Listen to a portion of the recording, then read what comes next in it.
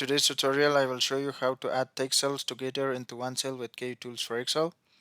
The combined rows, columns, or cells without losing data utility of Kutools for Excel helps to easily add text cells together into one cell in Excel. Please do as follows. Select the range with the text cells you need to add together. Click the Kutools tab.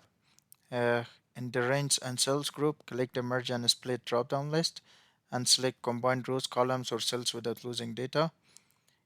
In the popping up dialog, select the combine columns options if the cells you want to combine are located in the same row but different columns. Otherwise, select the other option based on your selection. Then specify a separator and select a position to place the combined results. And it's optional to keep, delete, or merge the combined cells in the options section.